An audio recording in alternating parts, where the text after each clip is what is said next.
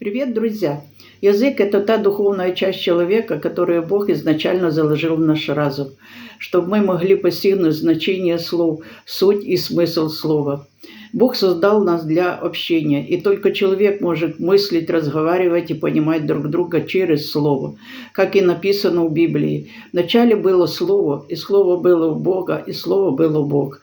Язык Бога – это Слово Божие, и Бог и говорит к нам через свое Слово. Поэтому важно изучать Слово Божье, чтобы нам говорить и мыслить на языке Бога, проповедовать Слово Божие, чтобы познавать Бога, познавать Его волю и приносить плоды для Господа. Слово Божие – это язык Бога, это Слово жизни, которое дает нам свободу, шанс стать семьей Божией и наследовать все те обетования, которые Бог приготовил для нас. Это духовное рождение от Бога, это бессмертие и жизнь вечная. Аминь.